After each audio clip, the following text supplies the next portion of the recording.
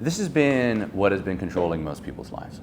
And I want to make this very clear because you're not off the hook. There's a lot of you that you hide and that you're afraid of showing to the world, and that's exactly what you are here to bring. It's not supposed to feel easy. It's going to be difficult and require a lot of work. But I want to really open this up so that you guys can really understand something about what has controlled me my whole life. The one thing I wanted the most of, which is a deep, loving relationship I could never seem to get. And well, not only that, I also wanted recognition, I wanted approval, I wanted to be seen for something.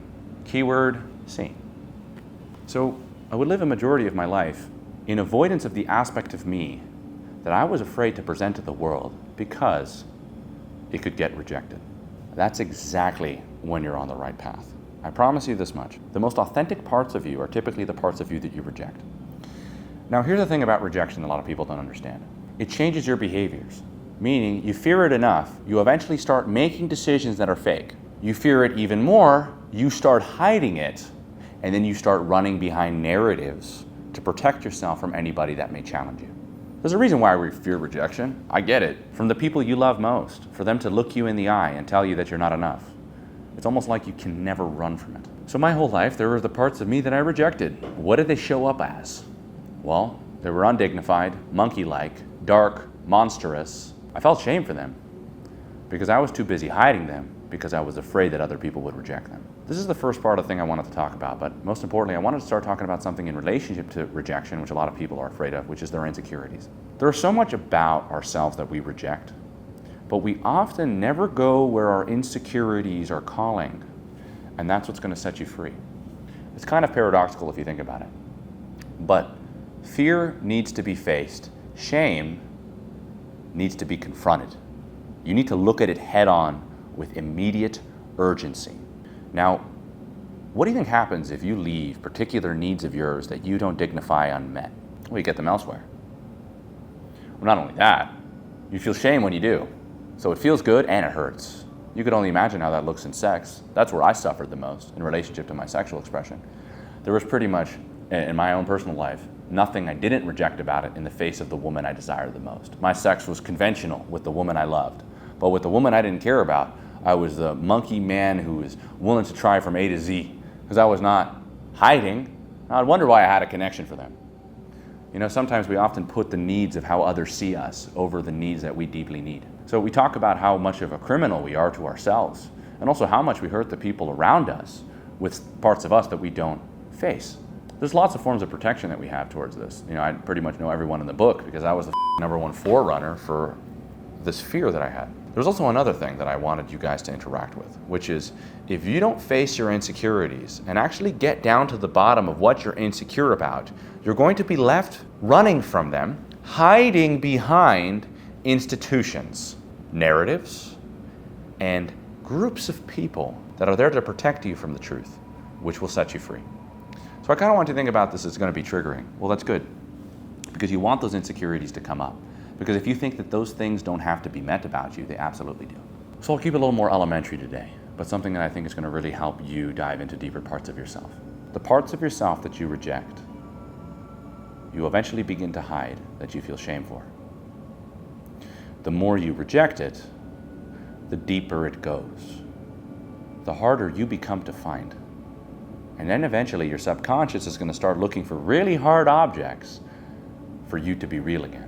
You know, this fear of rejection creates something which you call a performer or a pleaser.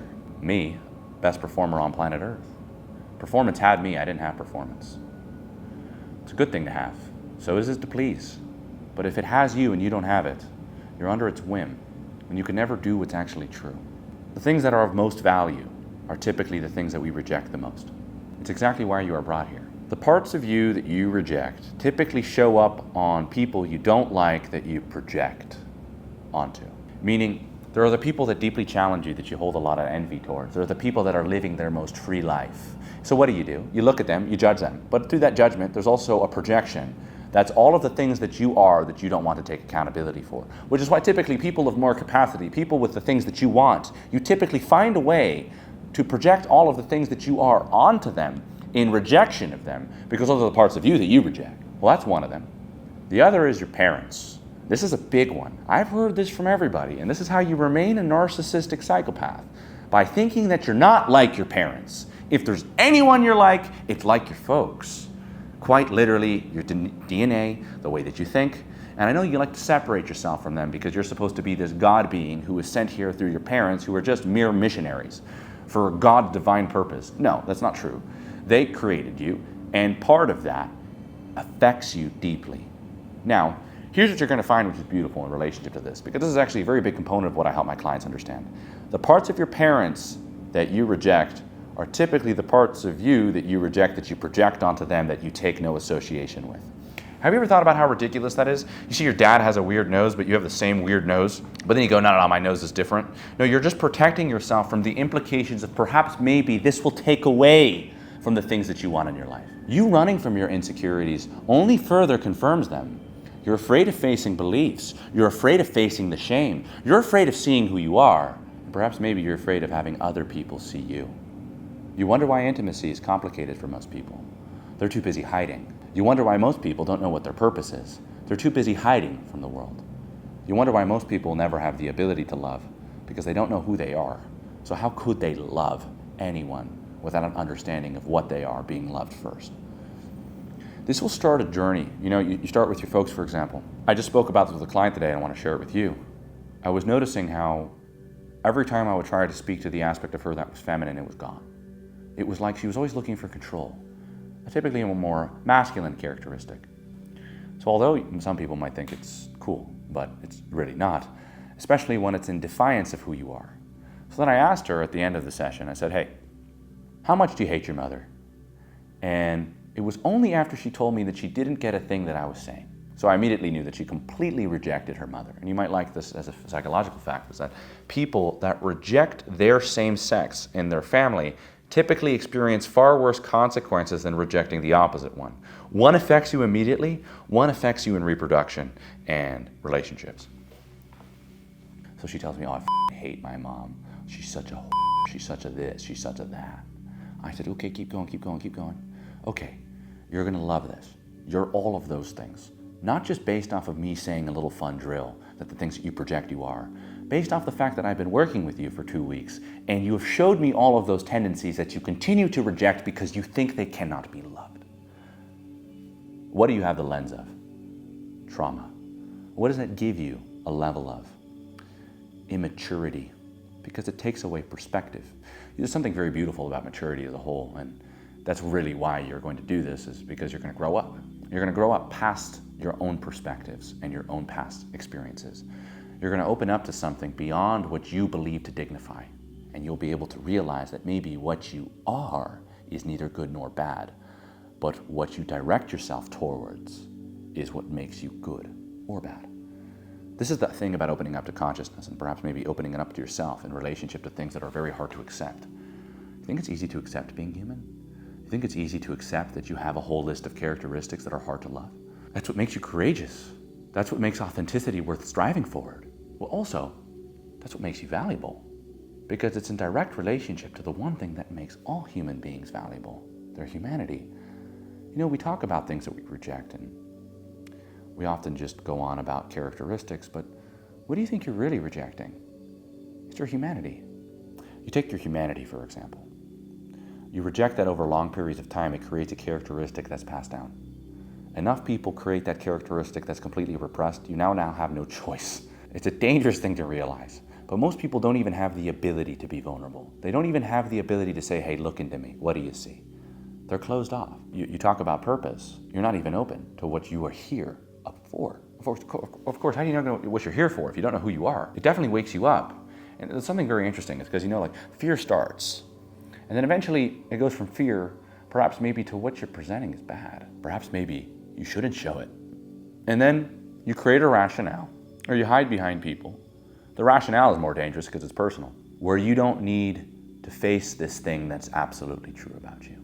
All the things I rejected about my life were typically the things I started doing. I rejected pickup artists, coaches, motivational speakers, psychologists. Here I am in the flesh. Because there's something so true about that. Of course it could get hurt. You want to protect it because it's valuable. But the conclusions that you come to are forms of control, so that you don't have to let go of it, so that you can actually start beginning to see who you are. I was going on in relationship to people's parents, and how there's aspects of themselves that they reject. And how this typically creates somebody who looks for people that reject them. This is how it's going to manifest in relationships, which is somebody who's afraid of rejection will attract a person that will reject everything that you were afraid of presenting. Now what you're going to be left with is a lot of pain. It's going to come up to the surface. You're going to question the integrity of it. You're going to go, how could somebody love that? I presented it to that person, they rejected me. Well, perhaps maybe you never shined a light on it, and that's your job. Let's go back to my client. She's rejecting all of these aspects of her mother.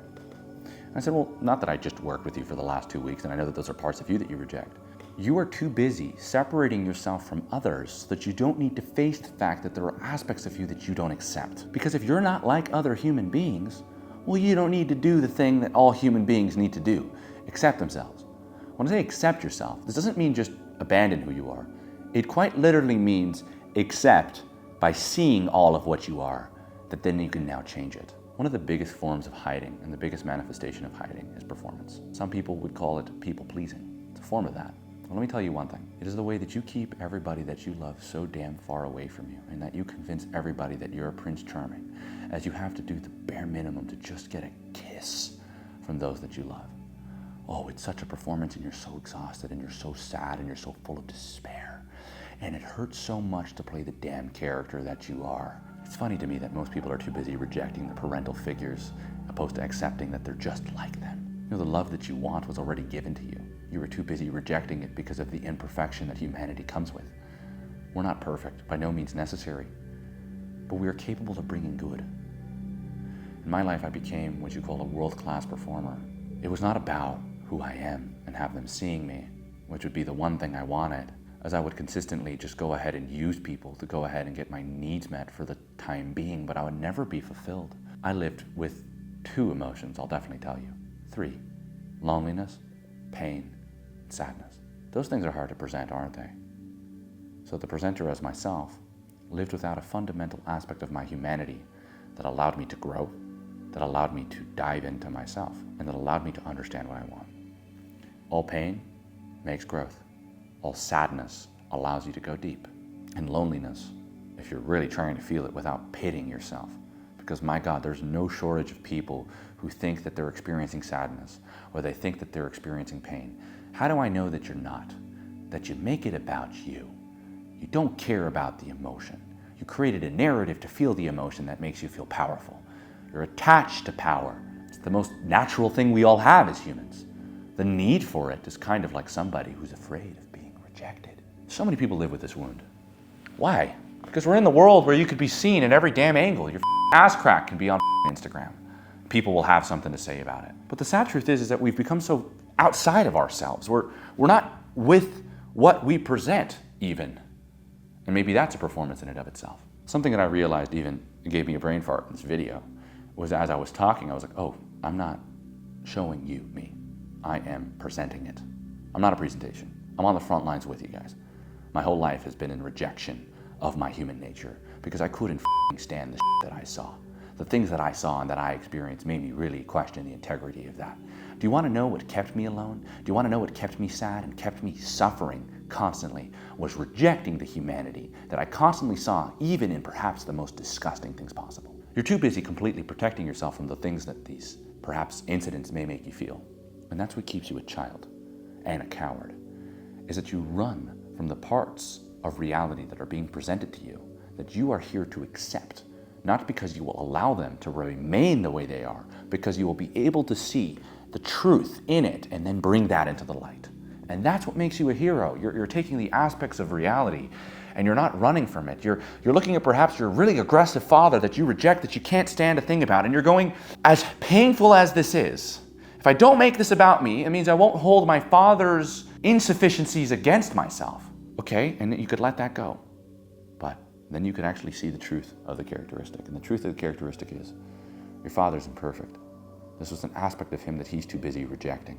And so it comes out in the people that you are closest to. Here's the thing that's crazy. If you have a fear of rejection, you also have a fear of love. Love will shine a light on your ugly ass in seconds. And it will also show you that as you are, and as ugly as you may feel, you're enough. It's what we all desire. It's what we all crave. But these performances that we create, and I could speak with my experiences, I could share you with this already, is that I didn't have the ability to allow somebody to see me. I couldn't show them I was sad. I couldn't show them I was in pain. I couldn't show them I was suffering because I looked at humanity as weakness. Do you want to know the people that looked at humanity as weakness? Hitler's at the forefront of that list. And he found a particular subsect of people, and people in general, that he viewed as weak, that weren't Aryan. So you're telling me that there isn't a moral responsibility in confronting the insecurities in relationship to yourself and how that can make you a tyrant? How that can make you burn down the home that you built? It absolutely can. And so you think about all of the things that you reject about you. Not only do you meet them with people you don't care about, you don't have the ability to respect yourself because you've never seen yourself. You as you are not going to be the determining factor of goodness. Goodness is something that you take, you look at yourself and you gather all of what you are and then you go, now with all this capacity I have in its neutrality, I choose good. You think about the beauty of love is, think about how much more your love would be worth if you knew who you are and you stopped hiding it from the world. Think if you were a monster and you love that, how much more your love would be worth when you see people present their human imperfections. And that's what I'm noticing now. There's no shortage of humanity being rejected. It's actually done by everybody. People enjoy it. It's partially what our culture has become. Everything has become a presentation, how other people can see you. What do you think happens for the things that are meaningful? You're invisible. And then you realize that you made that world, nobody else did. You were too busy pleasing everybody. You never showed anybody the characteristics that were like mom or that were like dad. Well, those are like the things that you've seen in your friends, but you're too busy rejecting. What if you're the biggest monster that anybody could possibly comprehend? Do you feel like you could show that to your loved one? Or are you too busy rejecting the parts of yourself that are human that you call a monster? It's a good way to start integrating that aspect of you. I take myself, for example, because performing was something I've done so much, and the thing I wanted the most of is connection. I realized how much I hid from the people I wanted the most from, the people I desired the most from. I never wanted to challenge these beliefs around what I am.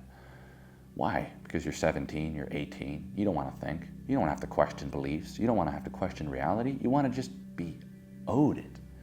So you're entitled. And you're arrogant too. As those two go hand in hand. Entitlement and arrogance are best friends. So I went about my life and how other people can see me until I became invisible to the people that I loved. And I realized that with the people I loved, they rejected the things about me that were the most me.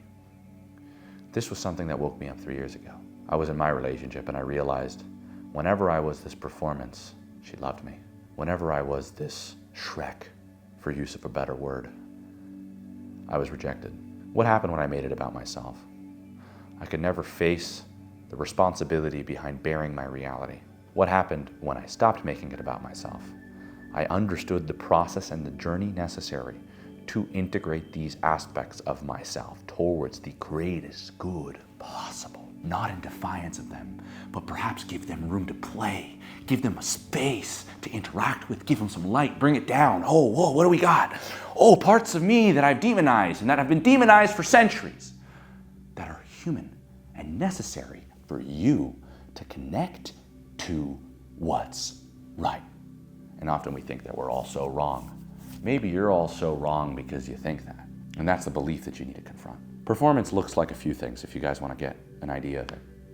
When you're having a very intimate, emotional conversation, fill the room, dance, talk for them, use big words, justify the aspects of you. I'm feeling sadness and a lot of pain. Maybe you can see it, maybe you can't.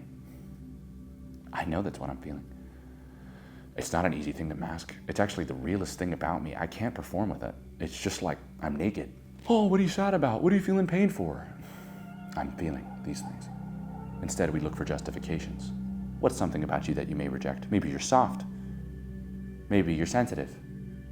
So you're more likely to look to power if you are. You reject this aspect of yourself. And what happens when you present it? Oh, I'm just sensitive, you know. You're hiding behind even the terminology of you asking yourself that. If you really did accept who you are, you wouldn't look to justify it. This is the confidence that people are looking for. But this confidence isn't performative social media jargon. It's genuinely something in relationship to what you are, why you're brought here. It makes your life meaningful. It gives you purpose. You're not a misfit. You just lock yourself in a closet and you've never given yourself a shot. You would realize what a fighter you are for good. if you put yourself in the light so that you can really see what you are made of, and perhaps that maybe all of the things that you reject about you are exactly what you are here to bring. You want to talk about a feeling of value, which is what the definition of confidence is things about you that you present with the connection that you have to your internal value. This is how you get it. Stop hiding. This is who you are. Start it there.